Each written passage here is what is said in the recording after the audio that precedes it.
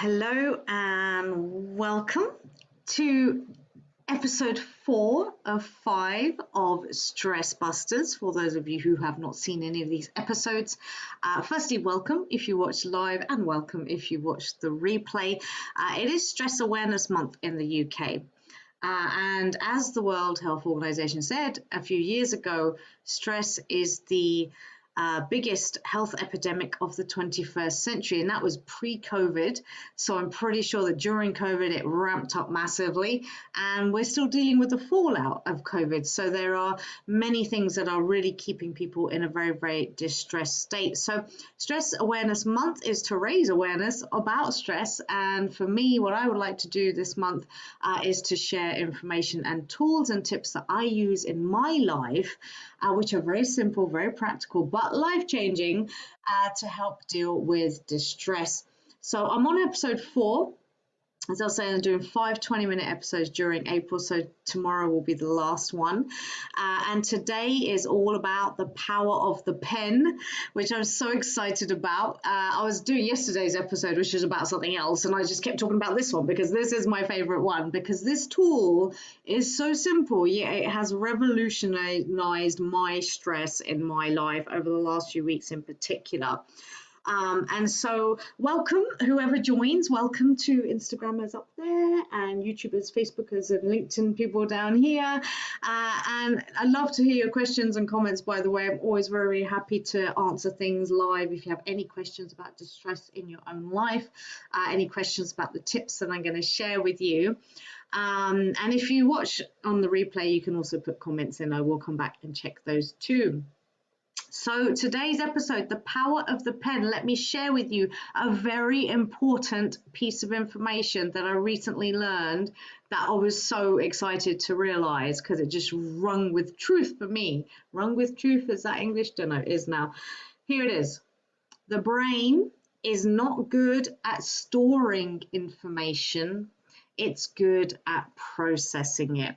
The brain is not good at storing information. It's good at processing it. So if, like me, you think a lot and you're juggling a lot and you have a lot going on in your life and you're holding it all in here, that is going to mess you up and cause you a lot of stress, and it's going to affect your ability to actually progress and get results and be functional in your daily life, because the brain is not good at storing information. So for me, my brain's like constantly going. I'm always thinking about things. I've got lots of ideas. I get lots of creative ideas, usually at night or when I'm showering, when I can't write them down. And, you know, as I'm self-employed, I'm juggling lots of things in my business. I do the delivery of the services, the training and the speaking events. I have to design those. I often do bespoke work for clients, which is a whole nother level. I'm also doing my own marketing, my own accounts, my invoices, my strategy, my planning, my admin. I have to do all of that for multiple clients, for myself. On top of that, I've got all the stuff at home. On top of that, I've got all my relationships that I'm trying to maintain. And then I've got my own personal coaching and development that I put effort into. So I'm juggling so much up here. And it can get really, really, it's almost like, if you imagine, it's just overstimulation, right? Because on top of that, we got social media, we got digital, we got all this information coming at us, boom, boom, go onto the news, and you're just getting full in your head. And it's like having a plug. You know, you get those plug adapters where you can put multiple plugs on one plug. It's like overfilling that and just charging it. It's going to explode. Your brain, my darlings, will explode. Not physically. I hope no one goes through that.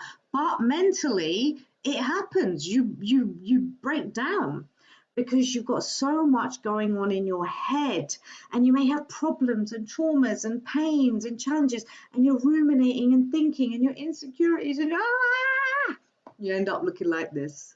Actually, it's not too bad from that view. Not so good up there, but it's not good, okay? It causes us a lot of distress. So what do? We harness, my sweet souls, the power of the pen. Oh my goodness, so helpful. We need to get the stuff out of our heads. Whatever's in your head needs to come out onto, in my personal preference, paper, but if you want digital equipment and so on. So I'm going to give you a few key tips, and I'm going to give you a little sneak peek of my office and some of the things that I'm doing that have really helped me deal with distress and be so much more healthy, happy, focused, productive, getting better results, getting more done. I'm enjoying things more. Because a little while ago, actually, not very long ago at all, I was so in my head, full of stuff, busy, confused, so much going on, juggling it, forgetting things, blah, blah, blah, that it really made me feel bad.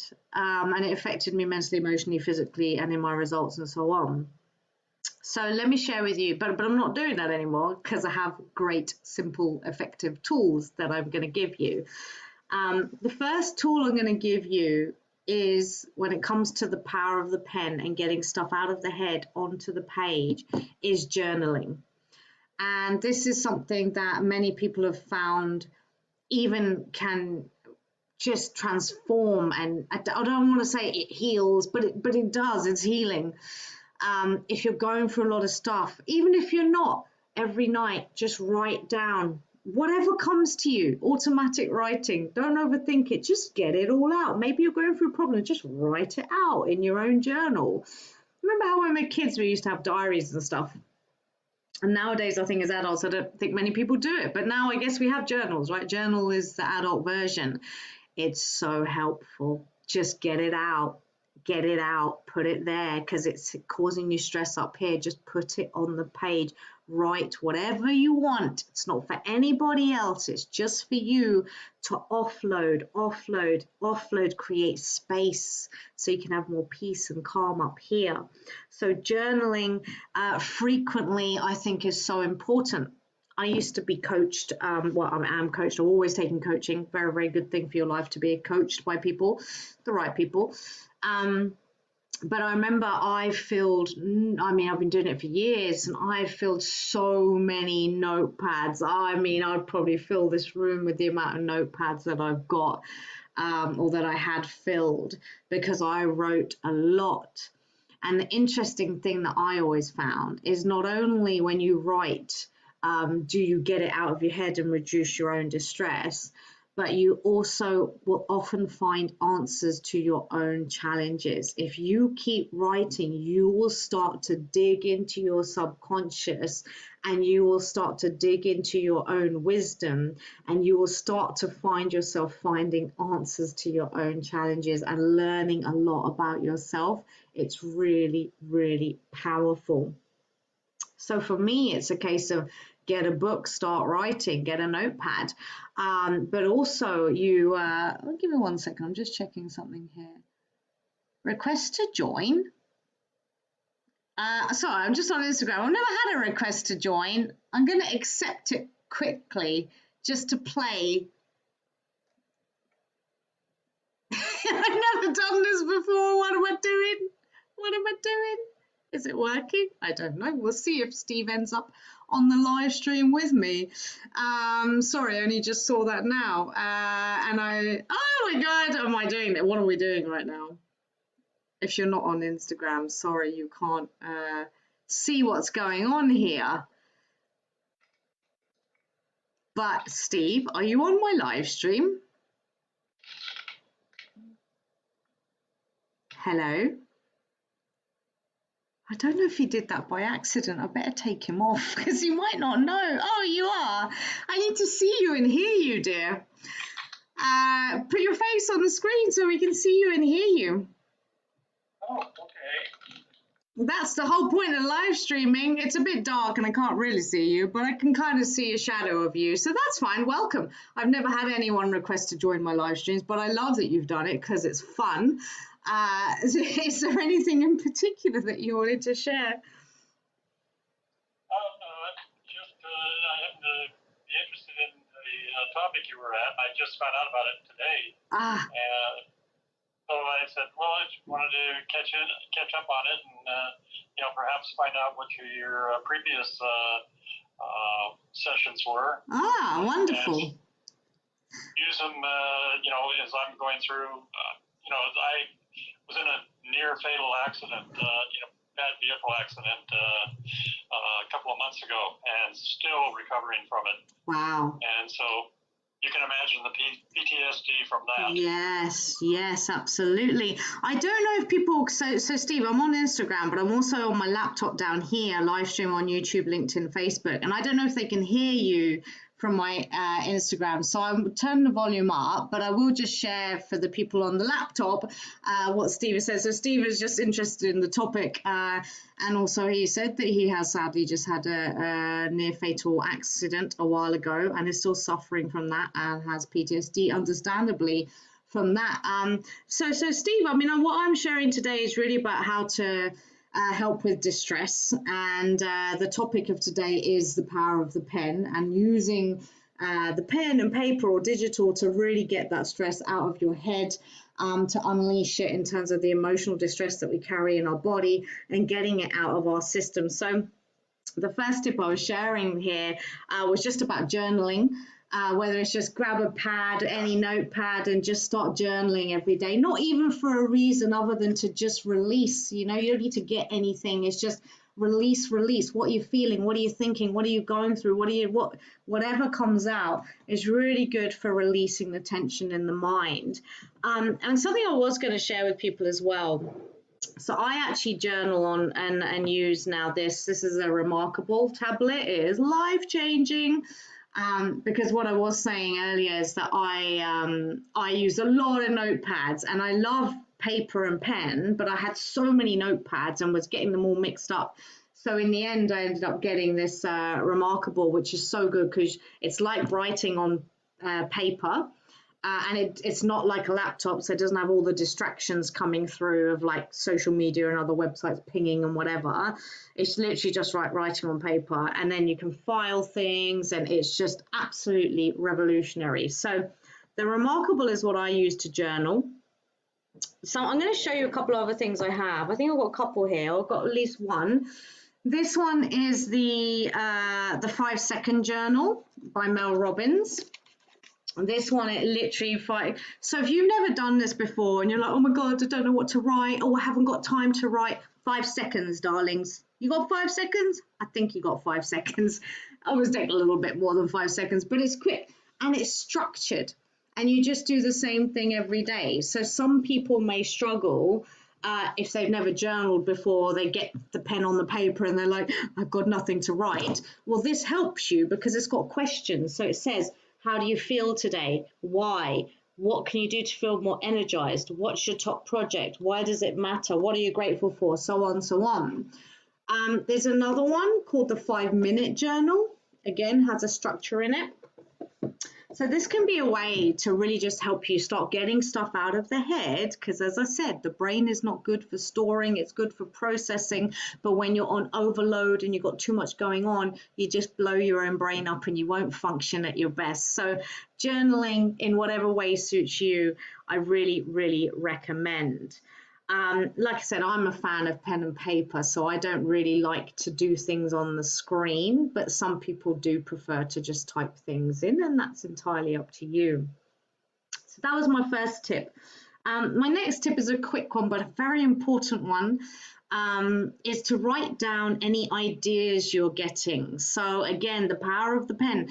If you receive ideas, if you are particularly creative and you've got ideas for things coming up in any area of life, business or whatever, particularly if they come through intuitively, we can lose those very quickly because the intuitive consciousness is very volatile. And so that's why you get the idea, and if you don't concretize it and codify it, write it down, you lose it and you'll never be able to remember it again. It's like, oh, what was that idea? And that can be quite frustrating. It's not a big cause of distress. But even if it's not an intuitive idea and it's just something in your mind that I've got to do this, and you remember a task or something, write it down. Don't try and remember it up here and think, I'll come back to that later, and then you forget. Write it down. So just write all of those things down, the tasks and things that you've got to do and ideas you're coming up with. My next one is to write down your goals. So I'm going to show you a little bit of my office now. If you look up there, my camera's backwards, see the yellow bright post-its? Up there I have my 12, what we call choices. 12, I think there's 12. I can try and show you on here. It's just up there. life's really bad. Now I'm not going to get my camera right again, I'm sure. So that is my 12 things that I focus on in my life, in all areas of life. And a lot of people who succeed in creating what they want in life write down what they want in life. From the heart, from the soul, from the intuition, not from your little head, which is just going to give you negative visions and things. But it's really, really helpful to write those things down. So what do you actually want? This is a key source of distress. People don't know what they want in their lives. They're wandering aimlessly. And I'm not saying there's anything wrong with that, and I'm not judging. But I'm just saying that if you want to feel less distressed in your life, you got to focus and create consciously what you actually want to experience in your home life, in your work, in your relationships, in your health, and so on, whatever it is. And when you get clear on that, write it down. And don't just write it down once, write it down every day. Go into it each day and get the vision, write the vision. This is what I do. This is what I do in here. I write the vision down every day and I go into it, and I'll share one with you. I'm not going to share the personal ones, but a general one that people in this modality of work that I do called Natural Success and Living by the Creative Orientation. There's one which is I choose the end result of living my true nature and purpose. And every day I write that down and I go into it intuitively and I see, what does that look like? What does it feel like? Visualization, embodiment of the choice. And I write it, I get it here into the physical with the pen, and I let the pen flow. What does it look like for me to live my true nature and purpose? What am I doing? Who am I being? Who am I with? Blah, blah, blah, blah, blah, blah, blah. So write down your goals and your choices, and it helps you to embody what you actually want in your life, which helps you to start thinking and feeling in alignment with it, helps you start acting in alignment with it, helps you start attracting magical synchronicities in your life that will give you what you want in magical ways. So write down what you want in life. It's going to really help you. Because as I said, a lot of people are very distressed because they don't know what they want. And so they're living like this. What does everyone else think? They're not walking around doing this. But in their mind, I imagine they're like this. And it's like they don't know what they want. They're doing what other people think they should do. They're taking what we call extrinsic values and goals from the outside world rather than living from the inside out, which is what we are here to do and is our most powerful state of being. So get clear on what you want and write it down. That's the other tip of using the power of the pen to reduce your stress, because once you become clear and focused on what you want, you can cut out all the noise, and it's the noise that's causing you distress. If I know I want these 12 things in my life, then I'm going to be aware that spending time on social media, scrolling through junk, or talking about things that aren't relevant for me, or getting involved in dramas, and I can see that those don't serve my truth and what I want, so I can cut them out. And that reduces the stress. It creates space in my mind, and it creates focus, and your focus creates your reality. So write down what you want to achieve. Now, lastly, but definitely not least, this one has really revolutionized things for me, is how you actually function each day in terms of productivity, getting things done, focus, managing your day and your time, is to write down what it is you have to do. Now, I'm not talking about just a to-do list. I'll talk to you through how I do this. I have one thing, I can't quite swivel to show you, but it's basically a flip chart, and I have post-it notes all over it. And if anyone knows Agile, it's basically from Agile, it's called a backlog. And I write down everything that I know, tasks that I've got to do. And I color code it. So blue is for my clients. Then I use this yellow one for my personal development actions, my coaching sessions, and so on. I use this one for anything to do with accounts. I've got a pink one for my own personal social media and so on, and whatever. And I write down all the things that are in my head, whatever it is, even if it's like, oh, I'm not going to do that for 6 months, whatever, just get it out. Get it out, remember, because you don't want to overload. You want to create space.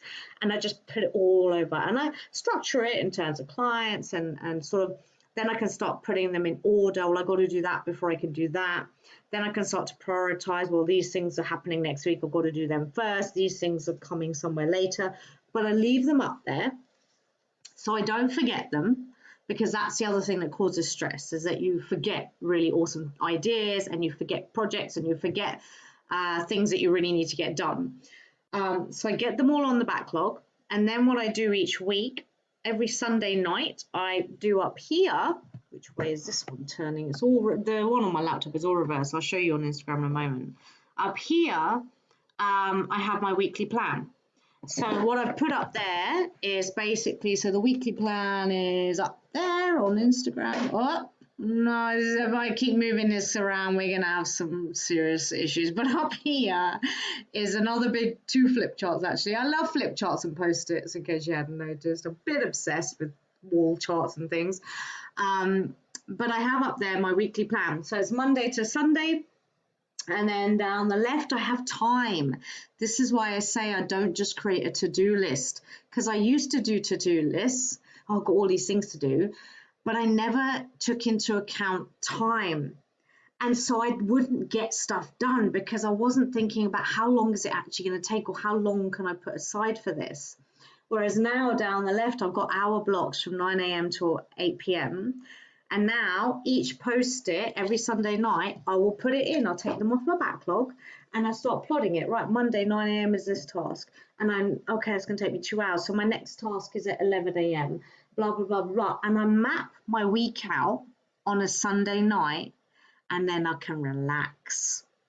It has reduced so much of my stress by mapping on Sunday night what I need to do the following week. I can just relax. Otherwise, I was going to bed with all that in my head of what am I going to do and when I've got to do this, I've got to do that. Oh, all of that has gone away. I can't describe to you the peace I feel after I've done my Sunday night week mapping, and it just clears it all. Release the stress. So I map it out, and because it's Post-it notes, I can move stuff around because sometimes new things come in or things don't get done, or I have to reprioritize. Sometimes I'm waiting on other people to do things, so I have to shift it a little bit and wait. I'm also learning how long is it really taking me to do that task. What do I want to change next time? Might give myself more time for that. So it's a process of learning as you go to work best on how long things take. I'm a completer finisher and a personality type. So I love being able to take a Post-it off and go, I've done it. And I used to enjoy screwing it up and putting in the bin, but now I actually keep them because every 2 weeks I do a sprint review. So this is a sprint, 2-week sprint, and then I do as agile terminology, and then I do a review to see what did I actually do, which is good for concretizing and congratulating yourself on your progress. And also for reviewing and learning. The other thing for me is having it visual is really important. So a lot of people might prefer to use the Outlook on their laptop or something. I used to, but it just didn't work as well for me. Whereas this physically tangible, I'm a very tangible visual person, so I like to play around with it up here. Has been really, really helpful as well. So, but do whatever works for you, right? But if you're doing to-do lists and mapping out what you've got to do and getting it out of your head, at least you're writing it down. That's a good step. But the second thing is, don't forget to take time into consideration. It's not just tasks, it's tasks and time. So get those things out as well. And it just helps you work through it task by task. I sit down on Monday, I take the first thing on the list that I've already thought about and put there, so I know that's the first thing. And I sit down and I focus on this one thing. This was my episode 2, I think, on Stress Busters, was the power of the present moment and focus and breaking things down and just focusing on your next step. Having it like this helps me do that because I literally take a Post-it off the wall with my one task and I sit down and I do it. I'll be honest, my brain's a bit crazy. I do get a bit distracted and start walking around and then going on my phone and taking a break, but I pull myself back, do the one Post-it, get it done. Then I do the next one on the list, on the time. It's 10 o'clock. Okay, am I ready to move on? Yeah. So it just reduces so much stress. Something came to me the other day, right? That I think that, by the way, Steve, I don't know if you're still there, but I don't know. He's just sitting on my screen blurred out. But um, something that came to me the other day was that I'm going to share with you the words that came to me was that a boring life is actually the best life, is how you create the best life. And what I mean by that is some people might find this boring. I find it I don't anymore, but I used to when I used to think of it wrong because I'm a creative. So I'm like ideas, creativity, bit of chaos, right? But and people can think, oh, planning everything, oh, it's so structured, so boring. But structure has integrity. What that means is the structure you create will give certain results no matter what. If I create a ball, it's going to roll. That's the integrity of that structure. If I create a cube, it's going to fall on the surface and not move anywhere. That's the integrity of that structure. If I create a plan for my week that's structured, I'm going to get stuff done. If I just wake up on Monday with all this mess in my head and going, I'm not going to get as much done. Structure has integrity. So I really love this. But what I was saying is that a boring life, doing the boring things of discipline and putting structure in place, because I'm also now thinking about doing this with meal planning and diets and planning longer periods of what I'm going to eat. And I do it a little bit and then I do my shopping, and then that allows me to make sure I'm getting all good things in across the week, and again just takes the stress out of your head. And it sounds boring, who wants to live such a disciplined life? But that's the life that creates the best life, because you get results. So the immediate gratification of, oh, I'm just going to do whatever, or I'm just going to see how it goes and what comes, and I'm just going to do what I feel good doing now, doesn't actually get you the successful life. It's having discipline, having structure, the right structures that help you to move forward, do the right things that may not feel fun or sexy. But as my teacher said, I don't think I've got it written up here, structure is sexy. You always have structures in your life. Most of us have bad structures that are causing us more stress and making us less functional. So you must consciously put structures in your life that give you better results, like planning your week, getting stuff out of your head, journaling frequently, using post-it notes, or whatever you want to do. And for me, as I say, it's been absolutely revolutionary in terms of stress levels, productivity, results, enjoyment. I'm so much happier. And it was sad for me for a while because I was like, I'm living my dream. I'm doing what I love. I've got my own business. I get to teach and train, and I'm loving my life. And I'm just like, oh, there's so much great things. I say I'm loving my life, like I should be loving my life, but I felt really awful. But it wasn't because of what I was doing. It was because of the way I was doing it. Let me say that again, that just hit me. It wasn't what I was doing, it was the way I was doing it. So yes, I'm living my truth and I'm doing my dreams and I'm teaching and I'm training and I'm doing creative work and I love it, and I've got so many amazing clients that I work with on various things, but the way I was doing it was not my best structure or my best functional way of working. It was causing me more distress because it was confused, it was cluttered, and it wasn't focused, and it was messy, and it was all in my head. So getting it down, having structures has really helped me. So now again, I remember why I really love what I do, because I'm also doing it in a way that helps me to love it.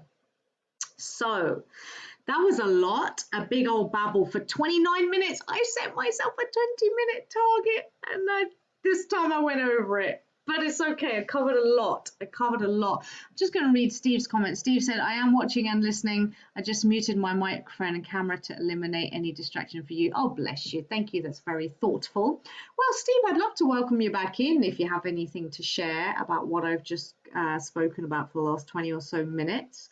I'm not sure if it was what you were looking for in your time of life right now, considering the challenges you told me that you're having. But is there anything that you might take away from what I've shared? If you want to share it, that would be great. Well, what I got out of it, Nikki, is that that's switching around our structure to make it something that's more beneficial is, a good thing to do to help us maintain our sanity and our peace of mind, and be able to live a more calm, steady life instead of always having to react to things that we don't expect. Yes.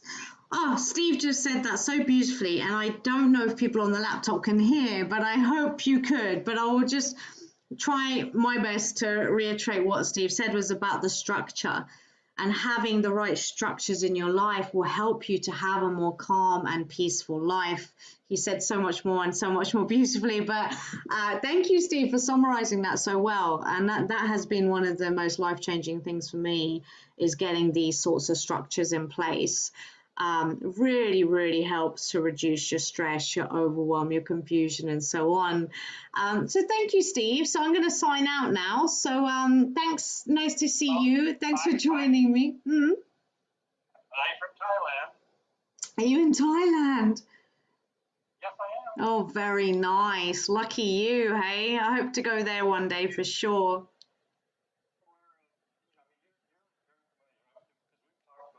We have talked, yes. I know you. I didn't know you were in Thailand, but I remember you. So it's nice to reconnect. It's really nice. Thank you, Steve.